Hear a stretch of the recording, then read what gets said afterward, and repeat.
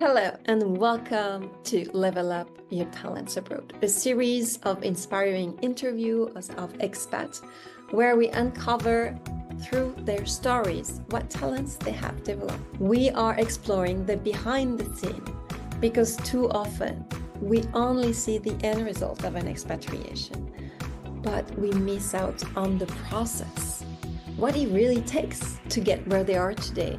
So they will share with us the up and the downs, the bold decisions, their challenges, and what they learned on the way. It's been like 20 years that I'm living abroad, and I've never met an expat who told me it was easy. If you keep the big picture of that experience, the move itself is such a tiny part, right? What's important is what comes after. And that very often we are not well prepared for that. And we go through a big emotional roller coaster. So if you want to get better equipped for this journey abroad, visit the website Expat Coaching Corner. I design an online program with on-demand videos, super flexible, just for you to equip you better for this ride. So the link is in the description. I'm your host, 𝗚'𝘃𝗲. Now let's dive in. In this interview, we are going to Montreal in Canada, and we have the pleasure of welcoming Clémence to this series. Hi, Clémence. Hi, Anne. How are you? Good, thank you. Thank you for having me. It's a pleasure. We are thrilled to have you here today with us, and thank you again for sharing your story.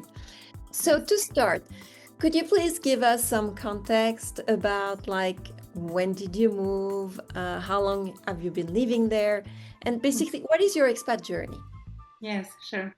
Yeah, so actually, as you said, I'm based now in Quebec, in Montreal, but my expat journey has started a little bit, before that and in another country, actually.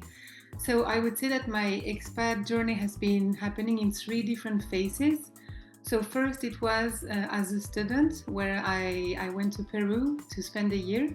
So that was really my first experience living abroad. This was a decision of mine just because I fell in love with the country, just in the books, by, watching documentaries and so on. So I did the first full year there as an intern. And after that, I had a second sort of step in my expat journey where I went to Brazil, where I actually went to live with my husband. So there I spent around 5 years in Rio de Janeiro. And after that, so it was then 8 years ago now that we are in Canada, we moved to Quebec, to Montreal. And so here we are, and I work here in talent acquisition. Awesome journey. You really went from one type of culture to another. So I'm definitely looking forward to this interview and dive into how you're going to manage these cultural differences. But first, I would like to go back to the first year when you arrived in Montreal. So from Brazil to Montreal. So I guess between what you have imagined and what was the reality, there was a gap that you want to share with us? Yeah, so that's interesting actually, because the standpoint from which I was actually comparing things was not very much from a French perspective, but really much more from a Brazilian one, because willing it or not, I spent very few years as a professional in France. I only did an apprenticeship there. So my very first experience as a professional was in Brazil. My experience of started living officially, let's say, by myself and as a couple and so on was in Brazil. So everything that I was exposed to when I moved to Canada was from the perspective of someone having settled somehow in Brazil first. So I was very much comparing things with Brazil much more than with France, right? So this is important to keep in mind. So in Brazil, everything is very informal, and sort of loosey in a way, on the personal aspects of life, but also on the professional aspects. And even, in the streets, there are always, a lot of noise, a lot of people, a lot of smells, even there's a lot of life everywhere, I would say. And this was the most shocking piece for me when I arrived, when we arrived actually as a family in Canada, was that everything was so clean. The streets were so big and neat, and there were nobody selling things on the street and so on. And I felt so, I don't know exactly, but it was not sad, but I felt it's so quiet, Right. and I missed the life really. So fortunately, at least we arrived in summer, so there were the festivals and so on, but still everything was very organized. So I missed the little market on the street, the things. And so this was a very personal of mine kind of change and discrepancy I noticed, and that affected me at the very beginning. Like morally, I was a little bit I was emotionally sad somehow because of that. And well, then things improved and so on. But this was my first impression, and the first thing that really struck me at the beginning. Yeah, I can imagine it was a shock. Mm-hmm. Like, and especially this is the one I was expecting, Yeah, I believe, yeah, that's right. And also, like, because we forget sometimes that our senses are very, like you said, the noise, the smell, like everything was super activated, and we were very like, how do you say, sensitive to that without even noticing it. And it's just you realize that you don't have it when you land, when it's something is off, when you land in Canada. Yeah. So, yeah. But thank you for sharing that. But in the moment, I couldn't know what it was. I just felt sad, but I couldn't know why. And it was not the emotion I was expecting to feel either. I thought it would be much more positive from the beginning. So that's why also it was. What were you expecting? Well, actually, the reason why we moved from Brazil was because I was the one, looking for more security, more, somewhere where we were not that much at risk of, having something happening to us on the streets or anywhere. So I was the main, one pushing to go somewhere else.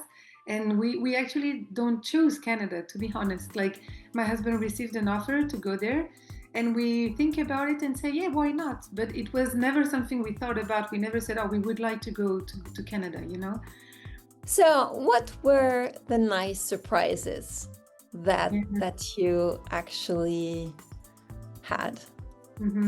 Well, with time, it was actually what was disappointing for me at the beginning that turned out into being an advantage, because I'm very much organized. I like neat things, like when everything is in its place and etc. So having that on a day-to-day, personally, professionally, etc., was a big plus for me, and something I was struggling with in Brazil. All the informality, the way things are happening or not, the last minute cancellation, everything was very difficult for me to navigate. So discovering that, here it's not the case, it's very formal, when you say something, this thing will happen. There's a lot more commitment on the day-to-day life, and again, at work as well. This was very good for me. This is something I very much appreciate, and know that this was the environment I would now be living in was sort of a relief, actually. Yeah. So when you arrive in Canada, how long did it take you to find a job? Yeah, so it took me 3 months. Actually, it's been pretty quick.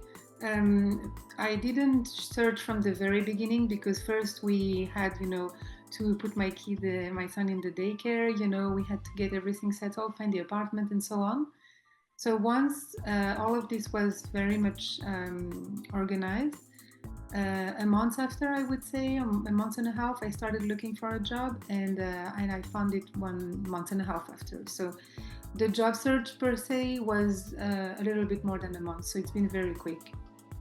I guess you're feeling settled, but can you tell us about your definition of feeling settled?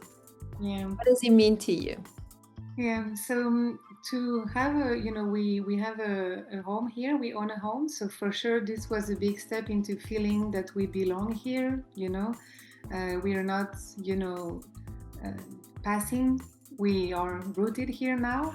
Also, we became Canadian, so that was kind of an emotional and certainly, also like a cornerstone of our journey here, in the way that we felt, because you can, before eventually I was not very much looking at the politics and so on. And now that I have to vote, I, very much started looking at it. So this was also part of feeling settled, and everything related to the kids' schools and daycare was also part of feeling, settled, knowing that they're good in their school, they're happy, and they started having some friends that they have from one year to the other and so on.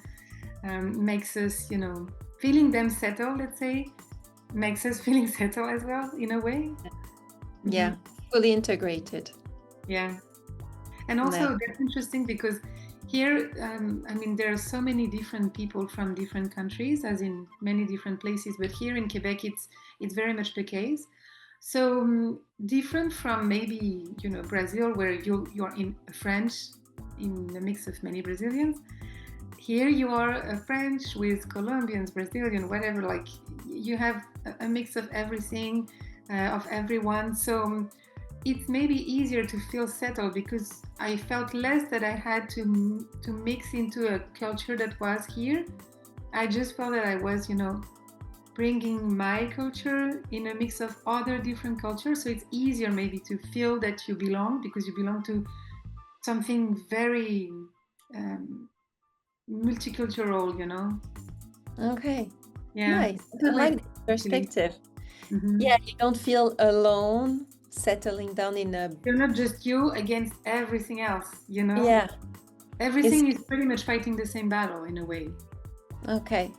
So yeah, you feel like you because everyone is in the same boat as you. Yeah.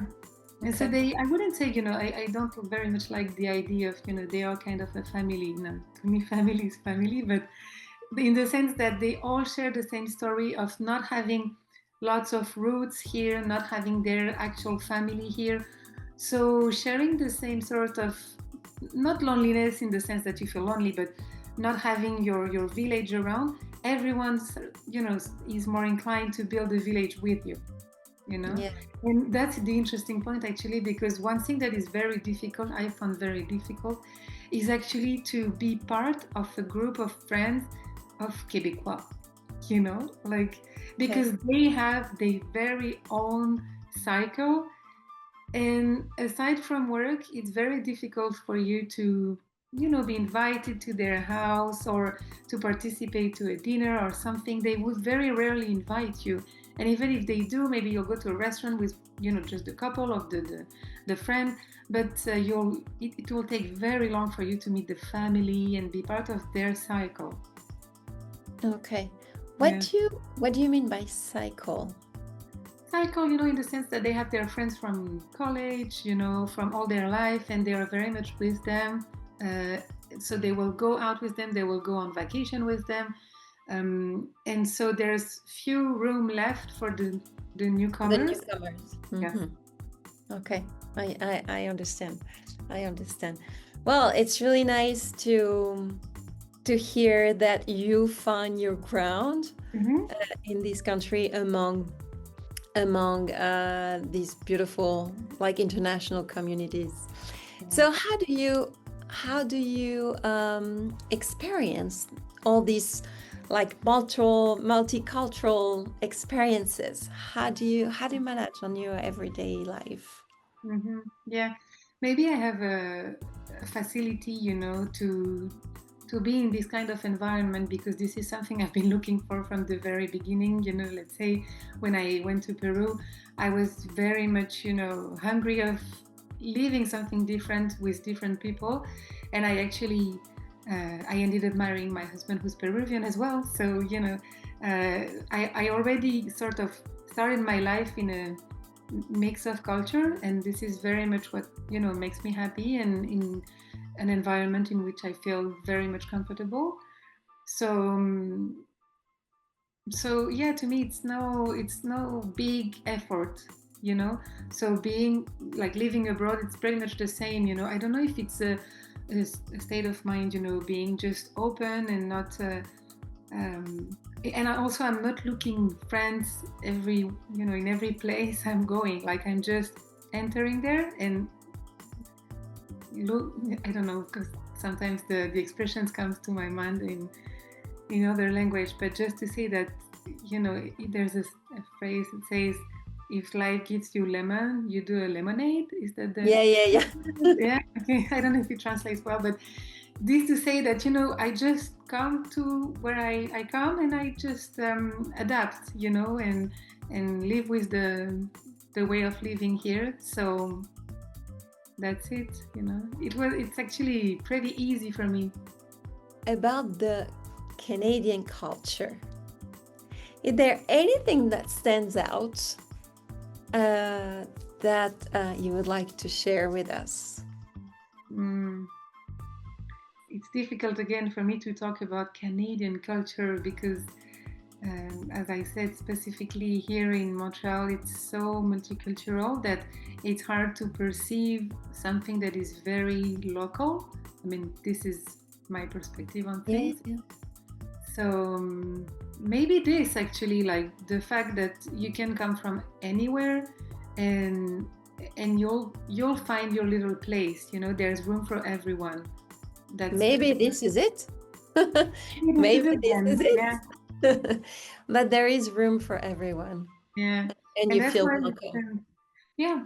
And this is important for us as a, you know, a couple coming from two different countries, different cultures, to find a place where both of us can feel we can adapt and be welcome, you know, not just one having to adapt as well. Mm-hmm. I'm curious, how do you manage this triangle cultural situation between you, your husband, and the kids are going to school? So of course they are a lot like they experience also different cultures. So how does that look like in your home?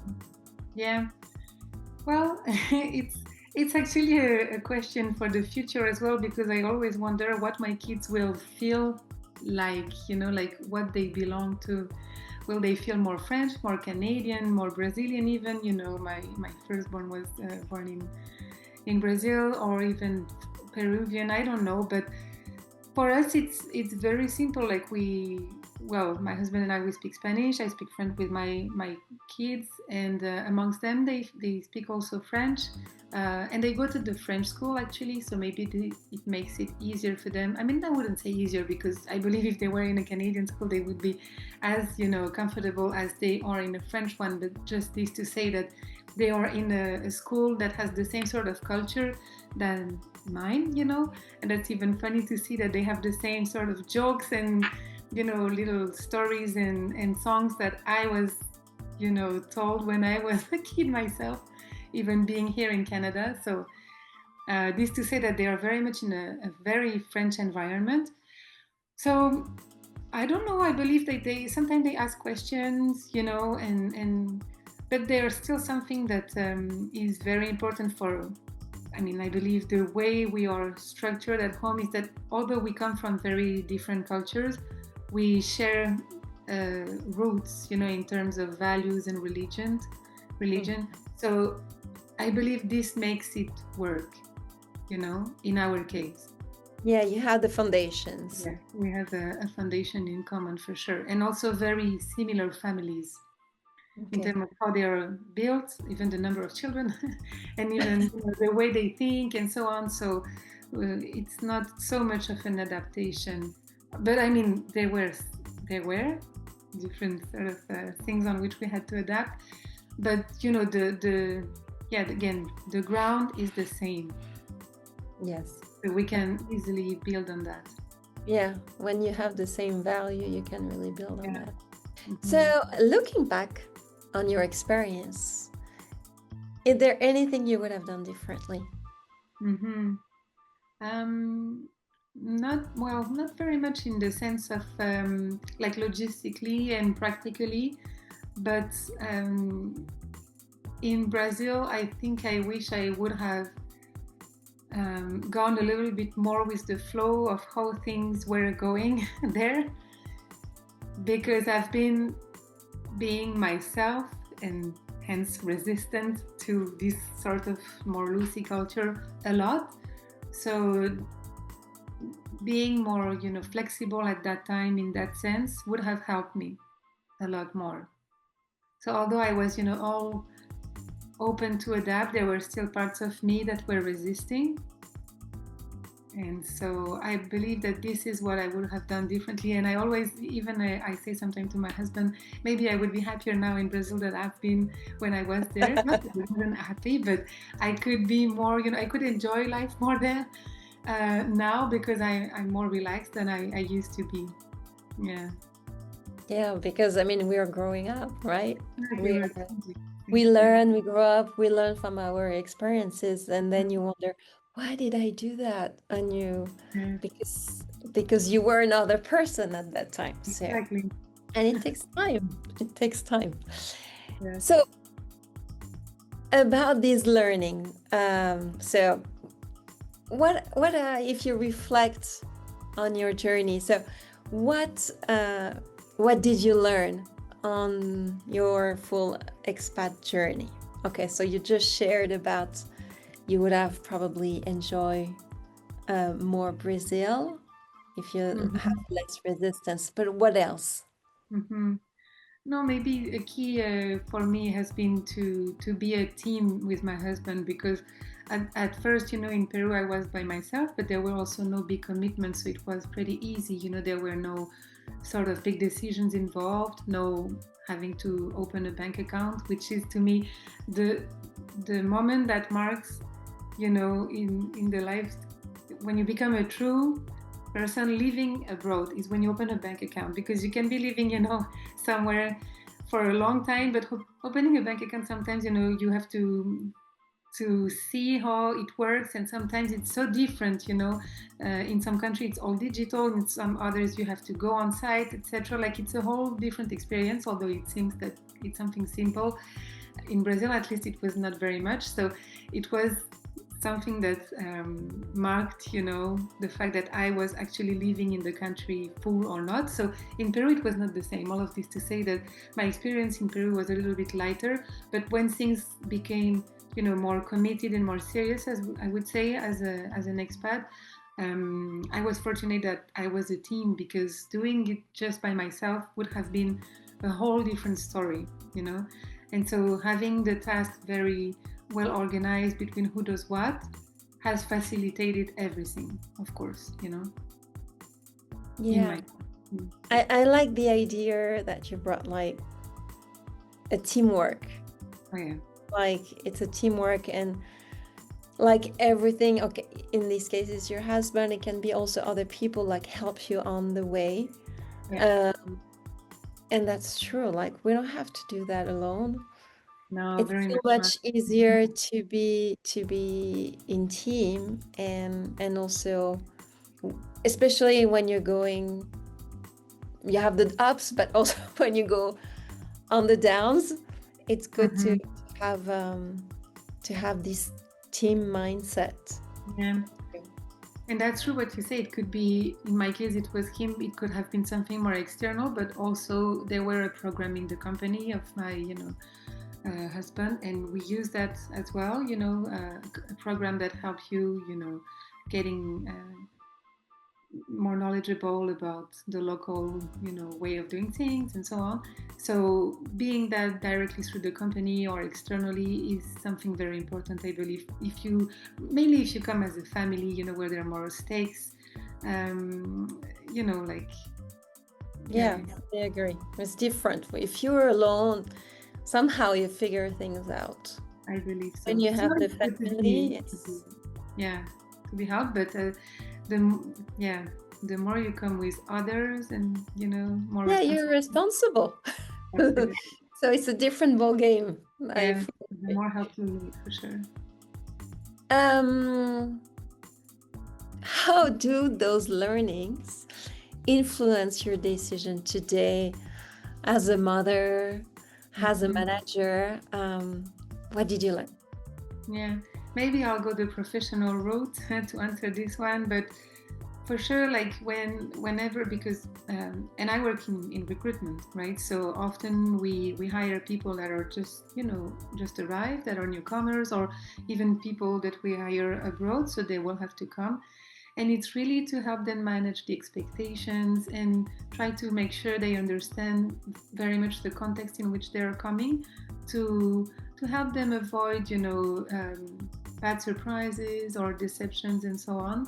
So as much as we can, right? Like be advisors in that sense, having passed by this ourselves, not as a, you should do that and that, but more answering their questions with honesty, So in that sense, I think that having gone through that makes me more inclined to, again, bring good advice to people who are in this journey, but also to be more, kind with people who are in the situation right now, and understand that if they are maybe struggling somehow at work, and it's because maybe they are settling themselves on the private aspect of their life first. So giving them some grace and having patience with them, and not think that, okay, they are here, so they should just do exactly as everyone else, I like that you actually bring that topic of because getting ready, prepared, and adapting professionally is one thing, but also on your personal life, and it takes so much space, and the impact of the personal life on your work, on your performance is real.